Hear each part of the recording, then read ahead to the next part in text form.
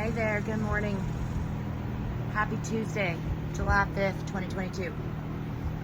I hope that you all had a wonderful 4th of July weekend and that you were able to celebrate or at least relax and enjoy the freedoms that we have. For those of you that are new, welcome. I'm Shelly with Total Rec Ranch. My husband is Chris. He still works a full-time job outside of the home. Hopefully one day we won't be doing that, but we'll see. It's God's plan, not ours.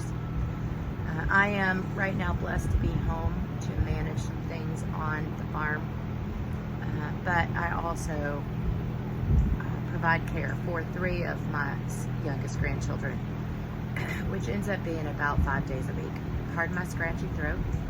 Pardon the fan noise in the background, but it's hot out here. So I have to have some air or I'll be pouring sweat while I'm talking to you. I just wanted to touch base on the garden. It's been a while since I've posted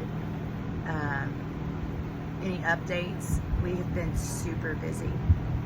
We have new kids coming, baby kids, goats. We have 11 German Shepherd puppies as well. That the first 3 weeks for them is pretty easy. It's the last 5 or 6 weeks before they find their forever homes that keeps me very busy. But I am grateful to be home doing this. So Chris and I took 4 straight days off of everything, work, anything outside of the farm we took off. We did not we didn't go anywhere. But we had a few projects that we were able to slowly work on, which was super nice, and just kind of enjoy each other's company, get back on the same groove, because you get busy and you both have an agenda that's different. Let's talk about the garden, okay? It's just been a bad, rough year with some successes and some failures. Now, I think every year there's a failure or 2 that happen in the garden, and so kind of just prepare for that. Every year that I plant, I say to myself and I pray, this will be a good year, but I can't make the seed grow, okay? I can't control the weather. I know this, and so I try not to angst about it. And while I might get a little anxious and feel like what I've done has caused a failure, the reality of it is you can't make the seed grow. So the garden started out really great. Actually, it did very well in the first few weeks. And then we got what I've recently learned they're calling now flash droughts, okay? I would assume that word is taken in the same context as a flash flood. It's sudden. So droughts usually take a few months. What we're experiencing right now has been what they're calling a flash drought because the damage is being done in a week. I watched my garden just burn up in some areas. Some of the plants just could not withstand the heat. And it didn't matter how much I watered them. The water that we put on our plants, whether it's well water or city water or whatever that is never in comparison to the natural rain and what it does for the garden soaking. So while we've maintained our watering schedule and adjusted it some, we went up a little bit, we went back a little bit because we didn't see a great big difference. We are on city water here. So every time we water, it costs money. It's pennies on the dollar right now, but everything else is going up. Is water going to go up as well? Most likely. To some extent it will. So just being good stewards of the resources that we have. I think we'll be developing some rain catchment systems here because we're watering animals, plants, doing our daily stuff at home, laundry, dishes, bath, showers. whatever that looks like, filling up pools. So just trying to be good stewards and not, you don't want to just be dumping water and money into the garden, knowing that what you're doing is not going to do anything other than prolong what's coming, okay? So a garden will eventually die off. It will. It's just what it's going to do. It doesn't grow forever and ever. You may have some volunteer plants, things like that, but for the most part, it's not going to go on forever. So tomatoes are doing great. They love the heat, and the temperatures in Texas have been dropping down into the 70s in the evening, which has allowed them to recover. As the summer goes on, the hotter it gets, the less they can recover when the temps at night don't cool off. But right now, they're at least doing well. Peppers, doing well. I have a couple of squash, doing okay. Pretty much everything else, herbs, my mints, my beans, my green beans, my okra, everything else is really struggling. Now, my green stalk, which is the tower, is doing beautifully. But it's away from the bug pressure.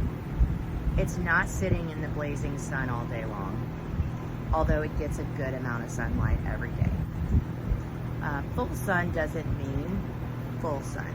It means 6 to 8 hours of sunlight a day. It can be morning, it can be evening, it can be a little in the morning and a little in the evening. My garden is sitting right smack in the sun.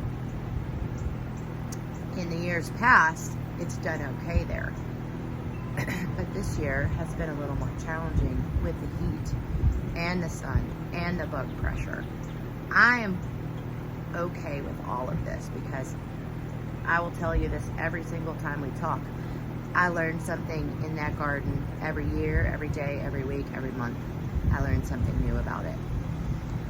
It teaches me how to endure things. So what I've done over this past weekend was I collected a lot of things that dried out and died on the vines, and I de-seeded them. The dry out is a dry out. Doesn't matter if you're drying it yourself or it's drying naturally on the vine. So I pulled those and I seed saved from them. I will replant because our season in Texas, we're in zone 8B, 9A, I think is right where we're at. And we have a really long growing season. Our frost date is way out normally. We are experiencing weather extremes right now. It's just the time that we're in. People will tell you it's global warming. I think that's all just somebody making money. I just want you to know that. I think that God has a perfect design. I think that life cycles around over and over and over, and you have the extremes to take care of maybe some negative things or to regenerate some things that are more positive back in the soil. If you look around at God's work, it's green. The trees are growing. They're not dying off. There's a lot of ground cover. There's weeds. There's bugs. And yet they survive. So man, in our imperfectness, we try to replicate that, and we can't. We cannot force a seed to grow. We cannot eliminate every single bug that's causing damage. So I wanted to encourage you and just be, again, very open about what's going on. I can still buy local from the farmer's market, so I'm okay with how this season is going because I'm learning so much. And that's how I want you to look at that. If you're having some struggles in the garden, in life in general, whatever that looks like, just know that you have resources. Things don't always go according to our plans. And if nothing else, the garden teaches us patience. We patiently wait, we anxiously wait sometimes for seeds that we've sown to pop up when we've direct sown. And I don't know what that little bug was over there, but it got my eyeball on it for a minute. I need to know what it is before it comes my direction. But anyway, I just want you to be encouraged and continue doing what you're doing. Seed save. If you have plants that are dying out and you feel like it's too soon, you didn't get the harvest you thought you were going to, let those things dry out. Your peppers, I'm going to say this, if you can get them to red, that's the most mature place to use those seeds. But you can de-seed green vegetables and regrow them. I gotta tell you about the potatoes. So my granddaughter and I planted a bunch of seed potatoes, and she was so excited about them. We got 0 potatoes. Good. This is strike 2 for me on potato growing. I will master this in some way. It may be the most inefficient, unconventional way, but I will figure it out. So just know that I'm going to replant the garden coming up pretty soon. I'll be pulling out a lot of stuff that's dead or dying off. Anything that's doing well, I'm going to leave it and let it go through its full cycle, and harvest as much as I can. In the interim, on the food preservation side of things, I'll just buy my stuff. I don't want to do that, but I will. I'd rather have food on the shelf than cry over a garden that's not producing. So that's sort of my purpose in that. Anyway, be encouraged, be blessed that we live in this independent nation. Don't be fearful. And just find some joy. Find the peace and the comfort that gets you through every day in these times that are much more anxious. And I bless you all very much, and I thank you for hanging out with me.